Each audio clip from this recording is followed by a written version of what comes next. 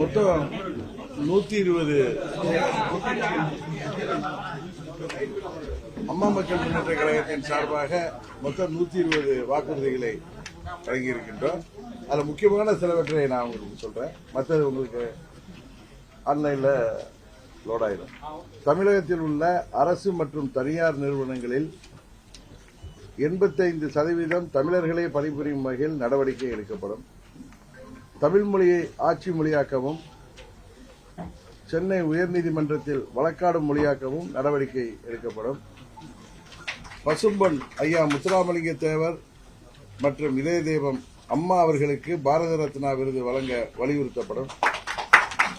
தேசியமயமாக்கப்பட்ட அனைத்து வங்கிகளிலும் விவசாயிகள் பெற்ற அனைத்து கடன்களும் தள்ளுபடி செய்வதற்கான நடவடிக்கை எடுக்கப்படும். இதய தெய்வம் அம்மா அவர்கள் போராடி பெற்ற உச்சநீதிமன்ற தீர்ப்பின்படி முல்லை பெரியாற்றில் 152 அடிக்கு நீரை தேக்க நடவடிக்கை எடுக்கப்படும். காவிரியின் குறுக்கே மேகதாது அணையை கட்ட முயற்சிக்கும் கர்நாடக அரசின் நடவடிக்கை முறியடிக்கப்பட்டு தமிழ்நாட்டின் உரிமை பாதுகாக்கப்படும். இயற்கை வேளாண் விஞ்ஞானி நம்மாழ்வார் பெயரில் காவிரி டெல்டா பகுதியில் இயற்கை வேளாண்மை பல்கலைக்கழகம் மற்றும் ஆராய்ச்சி நிறுவனம் தொடங்க நடவடிக்கை எடுக்கப்படும். 100 நாள் வேலை திட்டத்தின் வேலை நாட்கள் 150 நாட்களாக உயர்த்திடவும் ஊதியத்தை உயர்த்திடவும் நடவடிக்கை எடுக்கப்படும். தமிழகத்தில் நடைபெறும் மணல் உள்ளிட்ட கனிம வள கொள்ளைகள் தடுத்து நிறுத்தப்படுவதோடு அத்தகைய செயல்களில் ஈடுபடுவோர் குண்டர் சட்டத்தில் கைது செய்ய நடவடிக்கை எடுக்கப்படும். சட்டப்பூர்வமான சாதிவாரி கணக்கெடுப்பை மாநில அரசே நடவடிக்கை எடுப்பதோடு சமூக நீதி காத்த வீராங்கனை அம்மா அவர்களால் கொண்டுவரப்பட்ட 69% இடஒதுக்கீடு முறையாக பாதுகாக்கப்படும். தென் மாவட்டங்களில் வசிக்கும் சிறுபான்மையினருக்கு டிஎன்சி அல்லது டிஎன்டி என 2 சான்றிதழ்கள் வழங்கும் நடைமுறையை மாற்றி டிஎன்டி என்ற ஒற்றை சான்றிதழ் வழங்கிட நடவடிக்கை எடுக்கப்படும். தமிழகத்தில் மத்திய அரசின் கேந்திரிய வித்யாலயா மற்றும் PM ஸ்ரீ திட்ட பள்ளிகள் அதிக அளவில் தொடங்க நடவடிக்கை எடுக்கப்படும். அரசு மற்றும் அரசு உதவி பெறும் கல்லூரிகளில் கலை, அறிவியல், இளநிலை படிப்புகளுக்கு அனைத்து வகையிலான கட்டணங்களும் ரத்து செய்யப்படும். மதுரையில் அமையும் எய்ம்ஸ் மருத்துவக் கல்லூரி மருத்துவமனையைப் போல வட தமிழக மக்களுக்காக அப்பகுதியில் புதிய எய்ம்ஸ் மருத்துவமனை அமைக்க நடவடிக்கை எடுக்கப்படும். திமுகவின் அதிகார வர்க்கத்தால் கைகள் கட்டப்பட்டிருக்கும் காவல்துறைக்கு முழு சுதந்திரம் கொடுக்க நடவடிக்கை எடுக்கப்படும். மதுவிலக்கு கொள்கையை முழுமையாக அமல்படுத்தும் வகையில் நடைமுறைக்கு சாத்தியமுள்ள புதிய மது கொள்கையை உருவாக்க நடவடிக்கை எடுக்கப்படும். குடியிருப்புகளுக்கு மாதம் ஒருமுறை மின் கணக்கீடு, மின்சார வாகனங்களுக்கு மானியம் வழங்கப்படும். மதுரை மற்றும் கோயம்புத்தூரில் மெட்ரோ ரயில் திட்டங்களை கொண்டுவர முயற்சிகள் மேற்கொள்ளப்படும். அரசு ஊழியர்கள் மற்றும் ஆசிரியர்கள் விரும்பும் பழைய ஓய்வூதிய திட்டத்தை மீண்டும் அமல்படுத்த நடவடிக்கை எடுக்கப்படும். தமிழகம் முழுவதும் உள்ள தூய்மை பணியாளர்கள், சத்துணவு மற்றும் அங்கன்வாடி ஊழியர்கள் பணி நிரந்தரம் செய்யப்படுவார்கள். திமுக ஆட்சி காலத்தில் அரசு ஊழியர்கள் மீது போடப்பட்ட வழக்குகள் அனைத்தும் திரும்பப் பெற நடவடிக்கை எடுக்கப்படும். அனைத்து மதத்தினரின் வழிபாட்டு உரிமைகள் நிலைநாட்டப்பட்டு அவர்களின் மத சுதந்திரம் பாதுகாக்கப்படும். தமிழகம் முழுவதும் உள்ள அனைத்து ஊராட்சி ஒன்றியங்களிலும் குறைந்தபட்சம் ஒரு அம்மா உணவகம் அமைக்க நடவடிக்கை எடுக்கப்படும். தமிழ்நாட்டில் மீண்டும் சட்டமேலவை உருவாக்க நடவடிக்கை எடுக்கப்படும்.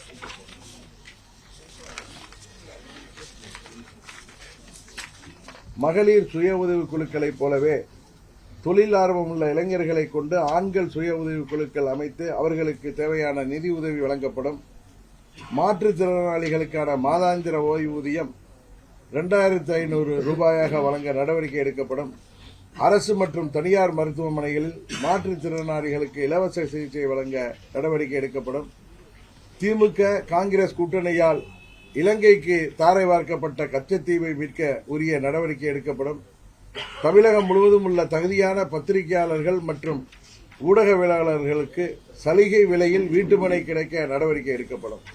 இதுபோல இன்னும் 120 தமிழ்நாட்டின் தேவைகள், மக்களின் கோரிக்கைகளை நாங்கள் தேர்தல் அறிக்கையா வழங்கியிருக்கோம். உறுதியாக தேசிய ஜனநாயக கூட்டணி ஆட்சி அனைத்து இந்திய அண்ணா திராவிட முன்னேற்ற கழகத்தின் தலைமையில் அமைந்த பொழுது அண்ணன் EPS அவர்கள் மூலம் இந்த கோரிக்கைகளை நிறைவேற்றித் தருவோம். 120.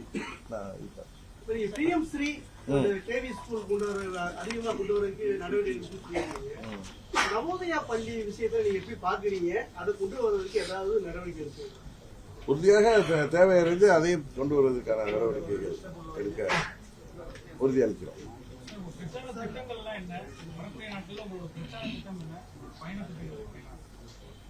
வர ஏப்ரல் 6ஆம் தேதியிலிருந்து பிரச்சாரம். எல்லா 236 தொகுதியில கூட்டணிகளை சேர்ந்த அனைத்து அம்மா மக்கள் முன்னேற்ற கழகம், அதிமுக, பாஜக, தமாக, பாமக மற்றும் தலைமை கட்சிகள் அனைவருக்கும் முடிந்த அளவு நாங்கள் தேர்தல் பிரச்சாரம் செய்வோம். நானும் அவரும் சேர்ந்த தஞ்சாவூர் மற்றும் ஆண்டிப்பட்டியில பிரச்சாரம் செய்யலான்னு ஒரு முதல் கட்டமாக ஒரு திட்டம் இருக்கிறது.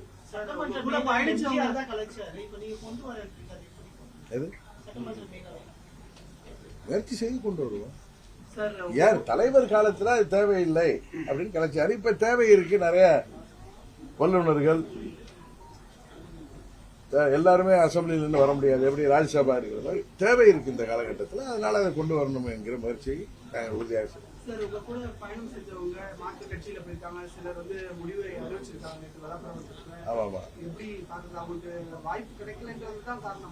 அவங்க என்ன சொன்னாங்க? வேற என்ன இருக்கும்?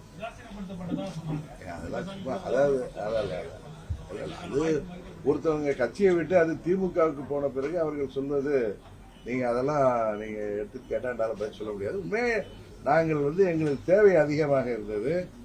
குறைந்தது ஒரு 16 பேருக்கு நாங்கள் வாய்ப்பை பெற்று தர வேண்டும் என்ற முயற்சியில் தான் இருந்தேன். அதில் ஒரு சிலருக்கு முடியவில்லை. இப்ப டெல்டா மாவட்டங்களில் 3 தொகுதிகளை நாங்க கேட்டோம். ஏன்னா 40,000 ஓட்டுக்கு மேல் பெற்றிருக்காங்க, 40,000 ஓட்டு வரை பெற்றிருக்கிறாரு. அது மாதிரி அண்ணன் ரெங்கசாமிக்கும் நாங்கள் கேட்டோம். ஆனால் அந்த தொகுதியை அவர்கள் கட்சிக்கு முன்னாள் அமைச்சர் மறைந்த துரைக்கண்ணு அவர்களின் மகனுக்கு வாக்குறுதி கொடுத்து விட்டோம் என்று சொன்னார். இன்னொன்னு அண்ணன் EPS அவர்கள் சொன்ன பொழுது இப்பொழுது எந்தெந்த தொகுதியில அவங்க டிஸ்குவாலிஃபை ஆயிருக்காங்களோ அந்த தொகுதியில உள்ள சட்டமன்ற உறுப்பினர்களுக்கு தான் மெஜாரிட்டி கேட்டோம். ஆனா அண்ணன் ரங்கசாமி அவர்கள் இதுல பாபநாசம் தொகுதியில தான் நான் போட்டியிடணும், போன முறை போட்டியிட்டேன்னு சொல்லி கேட்டா அவரால் கொடுக்க முடியாம போனது. தம்பி வேலுக்கார்த்திகேயனும் அண்ணன் ரங்கசாமி அவர்களும் உறவினர்கள். இவர் அந்த தொகுதியை அவருக்கு பக்கத்து தொகுதி தான் நீங்கள் அங்கு அவர் தான் அந்த பகுதியில் நீண்ட நாள் அரசியலில் இருப்பவர். இந்த அம்மா காலத்திலே திருவையாறு தொகுதியில் அவர் ஒரு முறை அறிவிக்கப்பட்டு அப்புறம் மாற்றப்பட்டார். இவர் அங்கே அறிவித்த உடனே அன்று மார்னிங் இங்கே நாங்கள் அதுதான் கிடைச்சின்னு சொன்னப்ப இவர் அவருக்கு பெருந்தன்மையாக நீங்கள் போட்டியிடுங்கள் என்று அவருக்கு எனது முன்னாடியே அவர் விட்டு கொடுத்தார். நான் கூட கேட்கல, அவரே விட்டு கொடுத்தார். ஆனால் அவர் அதை வேண்டாம் என்று சொல்லிவிட்டு இருந்தாலும் பார்த்துக்குவோம், அறிவிக்கிறது இன்னும் 2-3 நாள் இருக்கு, வாங்க பேசிக்கோன்னு சொன்னேன். அதுக்குள்ளார அவர் ஏதோ காரணத்தினால போய் திமுக வருத்தம் அளிக்கிறது. அதுபோல சோளிங்கர், திருப்பூர் போன்ற தொகுதிகளுக்கு நாங்கள் கடுமையான முயற்சி செய்தோம். அது அவர்களுக்கே தெரியும். பட் அது பாமகவுக்கு ஒதுக்கப்பட்ட சூழ்நிலையினால அண்ணன் EPS அவர்களால் அதுக்கு கொடுக்க முடியல.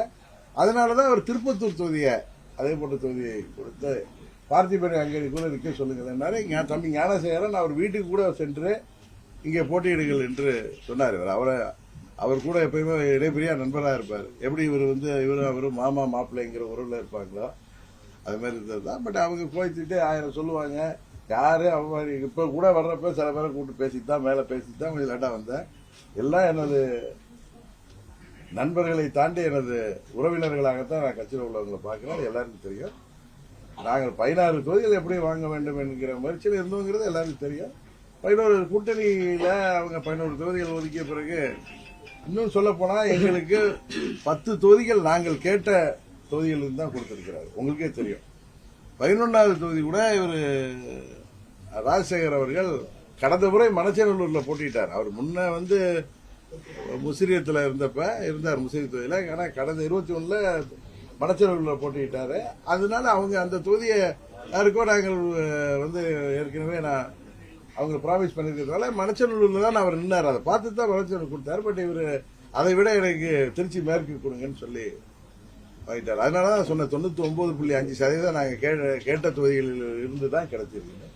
உண்மையிலே எனக்கு வருத்தளிக்குது. அண்ணன் ரங்கசாமி அவர்களுக்கோ, தம்பி பார்த்திபன் அவர்களுக்கோ, திருப்பூர் சகோதரர் கோதண்டபாணி அவர்களுக்கோ, அரூர் முருகன் அவர்களுக்கோ என்னால் பெற முடியாமல் போனது. அதுபோல இன்னும் சில கட்சியின் முன்னோடிகளாக அந்தந்த பகுதியில் பணியாற்றியவர்களுக்கு இப்ப டி கே ராஜேந்திரன் தருமபுரியில, அது மாதிரி எங்கள் கழக பொருளாளர் எஸ்.கே. செல்வம் அவர்களுக்கு, இதுபோல திருப்பூர் விசாலாட்சி அவர்களுக்கு, இதுபோல சுகுமார் அவர்களுக்கு கோவை மண்டலத்தில், அது மாதிரி சாத்தூர் தொகுதி அதுல வந்து எங்களுக்கு நல்ல வேட்பாங்க நண்பர் நயினார் நாகேந்திரன் ராஜாக்கள் போட்டியிடுறதுனால அதில் போட்டியிட முடியாமல் போனது. தம்பி டேவிட் அண்ணாதுரை, மேலூர் சாமியின் பையன் இருக்கார் ஆசையன், இது போல நாங்க கேட்ட தொகுதியில் நான் வந்து சொல்றேன் 30 தொகுதிகள்கிட்ட நாங்க அவங்கள்ட்ட கேட்டிருக்கோம். அதுல 11 தொகுதிகள் கிடைத்தது. அதுல 10 தொகுதி வந்து நாங்க கேட்ட தொகுதிகள் இருந்தா கிடைச்சது. அதனால யாரையும் நாம் வந்து குறை சொல்லிடக்கூடாது. அவர்கள் கிடைக்கவில்லை, கடுமையாக முயற்சி செய்தோம் என்பது அவர்களுக்கும் தெரியும். அவர்கள் என்னோட தலைமை கழகம் வந்துவிட்டு தான் அன்னைக்கு சென்றார்கள். அதுக்கு பிறகு என்ன நடந்ததோ, அவர்களுக்கு என்ன கோபதாபமோ அது ஒரு முடிவெடுத்திருக்கார்கள். ஒன்னே ஒன்று சொல்ல, எனது பழைய நண்பர்கள் அவர்கள் எங்கிருந்தாலும் வாழ்க்கை என்பதுதான் எனது சொல்ல முடியும். ஏன்னா நாங்கள் எல்லாம் ஒன்றாக அண்ணன் தம்பிகளாக கடந்த 9 ஆண்டுகள் என்னோடு பயணித்தவர். அவர்கள் வருத்தத்திலையும் கோபத்திலையும் எது பேசினாலும் நான் அதை பெரிதாக எடுத்துக்கொள்ளப் போவதில்லை. ஏன்னா ஒரு காலத்தை திரும்பி அவர்கள் எங்களோடு வருவார்கள் என்கிற நம்பிக்கை எனக்கு நன்றாகவே இருக்கு. தனி அணியா செயல்படுறாங்க. அவங்க செயல்படுறதுனால நம்மளுடைய வேட்பாளர்கள் 11 பேருடைய வெற்றி பாதிக்கும் நினைக்கிறீங்களா? கேளுங்களேன், இந்த காமராஜர் கேளுங்க, இந்த சண்முகவேலன் டாக்டர், ஏதாவது உங்க வெற்றி பாதிக்கும், வேற ஏதாவது புது வேட்பாளர் வர்றதுனால என்ன வேலை என்ன நீங்க சொல்லுங்க. நீ சொல்லுப்பா, எந்திரிச்சு சொல்லு. ஒட்டப்படாத எம்எல்ஏ இருக்காரு, எங்க பேர் போய் சொல்லு, ஏழுமலை சொல்லுங்க. எங்களுக்கும் திமுக அன்னைக்கு தான் போட்டி, மற்ற கட்சிகள் போட்டியிடலாம், பட் அது எங்களது வெற்றி வாய்ப்பை பாதிக்காது என்பதுதான் எல்லோருடைய கருத்து. அதான் 11 வேட்பாளர்கள் ஏன் ஒரு பெண் வேட்பாளர் கூட வேட்பாளர் திருப்பூர் விசாலாட்சிக்கு கேட்டப்பா, அவர்களால் கொடுக்க முடியாமல் போய்விட்டது. அது மேல எங்க கழகத்தில் ஆரம்பிச்ச முன்னாள் மேயர் சாருபாலா தொண்டிமான் அவர்களுக்கு கேட்டோம். ஒரு கூட்டணியில நாங்க வந்து உங்களுக்கு தெரியும், எதிரும் புதிருமாக இருந்துவிட்டு நாங்கள் ஒன்றாகி போறப்ப சுமூகமாக அந்த கூட்டணி முடிந்து அம்மாவின் 21 நாங்க தனித்து நின்றோம். அதனால அம்மாவின் ஆட்சி வர முடியாமல் போனது. அந்த வருத்தம் எங்களுக்கும் இருக்குது, அவங்களுக்கும் இருக்கு. அதனால இந்த முறை நாங்கள் எல்லாவற்றையும் விட்டுவிட்டு அதிமுகவும் அமமுகவும் கடந்த 8 ஆண்டுகள் எங்களுக்குள்ள இருந்த பங்காளி சண்டையை எல்லாம் தூக்கி எறிந்துவிட்டு நட்புணர்வோடு ஒன்றிணைகிறோம். அதுல வந்து அது சுமூகமாக முடிய வேண்டும் என்பதற்காக பாஜக டெல்லி தலைவர்கள், குறிப்பாக உள்துறை அமைச்சர் அவர்கள் எங்களை அதை ஃபாலோ செய்து எங்களுக்கு தொகுதிகளை பெற்றுத் தந்தார். நீங்க உடனே எல்லாம் டெல்லிக்கு போறீங்கன்னு அப்படி இல்லை. ஒரு சுமூகமாக முடிவதற்கு எங்களை யார் இந்த கூட்டணியை கொண்டு வந்தார்களோ அவர்கள் அதை அக்கறையோடு 2 பேரிடம் பேசி எங்களுக்கு சுமூகமாக முறையில் தொகுதிகளை பெற்றுத் தந்தார்கள். நானே இப்ப சொல்றேன், நான் கேட்டதுல 90%, 99.5 இவர் வந்து இதை கேட்டதை வச்சு கொடுத்திருக்காங்க. இதுக்கு மேல நீங்க என்ன குறை சொல்ல முடியும்? இன்னும் 4-5 தொகுதி கேட்டு பார்த்தோம். அதுக்காக கூட்டணியில போய் நம்ம சண்டை போடுற டைப் நாங்க கிடையாது. கூட்டணி வெற்றி பெற வேண்டும், அதனால சுமூகமாக முடியும்.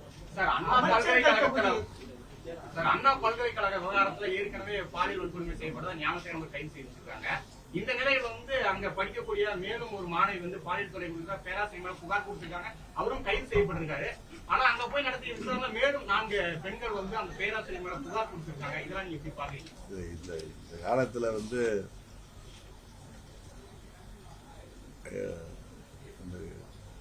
வேல்யூஸ் எல்லாம் குறைஞ்சு போயிருக்கு.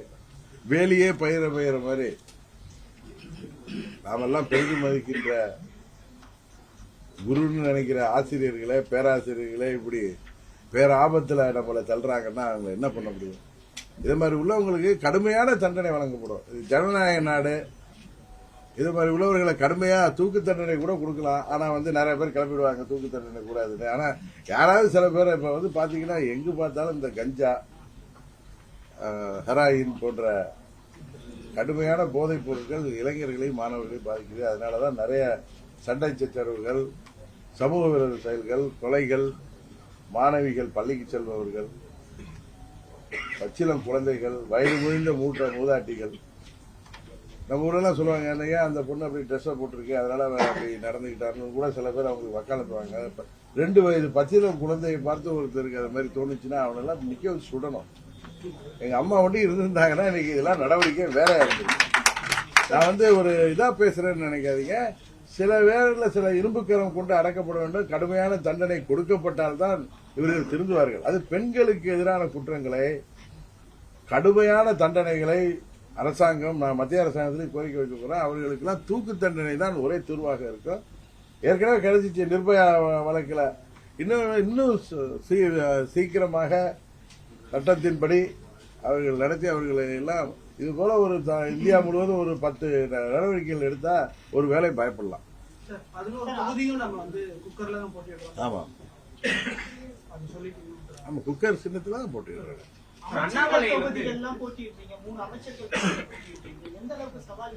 என்ன டிஆர் ராஜா தொகுதி மன்னார்குடியில போன ட்ரிப் நீங்க அதிமுகவும் நாங்களும் வாங்கிய ஓட்டுகளை கூட்டினா நாங்க வெற்றி பெற்றுப்போம். அதே மாதிரி காரைக்குடியும் அதே நிலைமை தான். இப்ப இவரும் நல்ல அனுபவமிக்கவர். அவங்களுக்கு எங்களை விட பணபலம் இருக்கு, அதுதானே சொல்றீங்க. அந்த முறை நாங்கள் சரியாக கையாண்டு முறியடிப்போம். மக்கள் அவர்களுக்கு எதிராக இருக்கிறார்கள். நீங்க வேற மாதிரி பில்டப் கொடுப்பீங்க. 3 அமைச்சர்கள் எல்லாம் என்ன பயத்துல இருக்காங்கன்னு எங்களுக்கு தெரியும். அதான் உண்மை.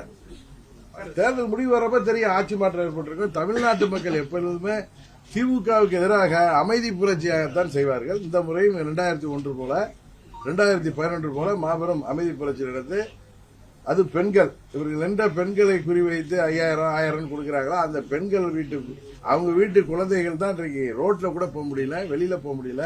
அவங்க வீட்டு பையன்க பள்ளிக்கு போறதே பயமா இருக்கு, வயிற்றுல நெருப்பு கட்டிட்டு அனுப்புறாங்க. முன்னெல்லாம் பெண் குழந்தைகளை பாதுகாக்கிற அளவுக்கு இன்றைக்கு ஆண் குழந்தைகளையும் வெளியில் இருப்பதற்கே பயப்படுகின்ற அளவுக்கு போதை மருந்து கலாச்சாரம், இளம் பிஞ்சுகளை அவர்கள் அதில் பலியாயிடுவாங்க பயம் இருக்கு. இது போல சட்டம் ஒழுங்கு சந்திச்சிருக்கிறது. இது போல தேர்தல் வாக்குறுதிகள்ல 85% நிறைவேற்றாமல் ஏமாற்றிக் கொண்டிருக்கிறார்கள். விலைவாசி கடுமையாக உயர்ந்திருக்கிறது. எந்தவித நடவடிக்கையும் இல்லாமல் மத்திய அரசை எல்லாத்துக்கும் குறை சொல்கிறார்கள். பாஜகவை காட்டி மிரட்டி பார்க்கிறார்கள். அது இந்த முறை நடக்காது. இன்றைக்கு பாத்தீங்கன்னா ஈரானுக்கு நேசக்கரம் நீட்டி உதவி செய்வது இந்தியா, மாண்புமிகு பிரதமர். இன்றைக்கு அந்த ஹார்மோஸ் நீரிணையே இந்தியாவுக்கு சுதந்திரமாக நமது கப்பல்கள் வருவதற்கு ஈரான் அனுமதித்திருக்கின்றால் அது ஒரு இஸ்லாமிய நாடு. இந்தியாவிற்கு அனுமதித்திருக்கிறது என்றால் இந்தியாவின் அரசாங்கத்தின் மீது அவர்களுக்கு எவ்வளவு நம்பிக்கை இருக்கிறது, பாரத பிரதமர் மோடி அவர்கள் மீது எவ்வளவு நம்பிக்கை இருக்கிறது என்பது தெரியும். இவங்க திமுக போல சில கட்சிகள் சும்மா இங்க உள்ள இஸ்லாமிய சொந்தங்களை பயமுத்துறாங்க. அவர்களுக்கும் தெரியும் இப்ப அந்த யுத்தத்துல இந்தியா எவ்வளவு நடுநிலை வசிக்குது. இப்ப இந்த ரம்ஜான் நோன்பு எனக்கு தெரிந்து இந்தியாவில தான் நிம்மதியாக இஸ்லாமிய சகோதரர்கள் கொண்டாட முடிஞ்சது. மற்ற பகுதிகளெல்லாம் நமக்கே எவ்வளவு மன கஷ்டங்கள் இருக்கு. அதனால நான் யதார்த்தத்தை சொல்கிறேன். அந்த கூட்டணியில் இருப்பதற்காக சொல்லவில்லை. பாஜக மத்தியில் ஆட்சிக்கு வந்த இந்த 12 ஆண்டுகளில யாரையும் அவர்கள் பாதிக்கவில்லை. வளர்ச்சி தான் அங்க நடக்கிறது, பாதுகாப்பு தான் அதிகமாகிறது. எல்லாரும் இபிஎஸ் அவர்கள் பிரச்சாரத்துல சொல்றாரு, இந்த மாதிரி லா அண்ட் ஆர்டர் நல்லா இருந்துச்சு, இதெல்லாம் எல்லாரும் எங்களோட ரெஜிம்ல.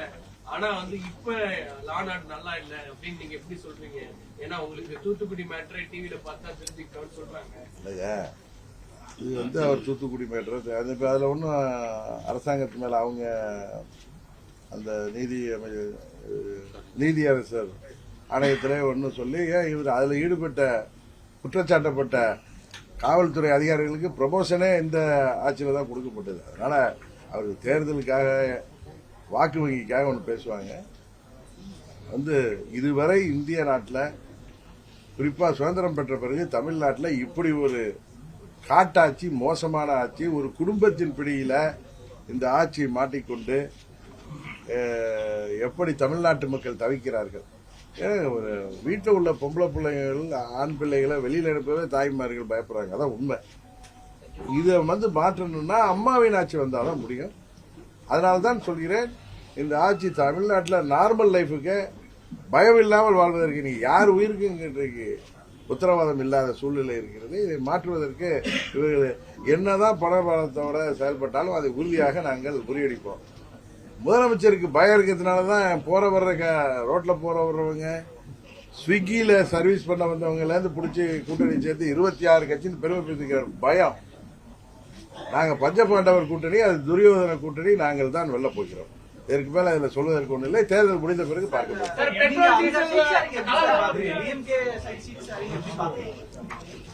100 தொகுதி பங்கீடை பத்தி நான் பேசுவதற்கு அதை பற்றி சொல்றதில்லை. அது உறுதியாக தோக்க போற கூட்டணி 26ல் 56 கட்சி இருந்தாலும் தோக்க போற கூட்டணி உறுதியாக வெற்றி பெற போவது தேசிய ஜனநாயக கூட்டணியில தமிழ்நாட்டில் அம்மா அவர்கள் ஆட்சி அமைக்கும்.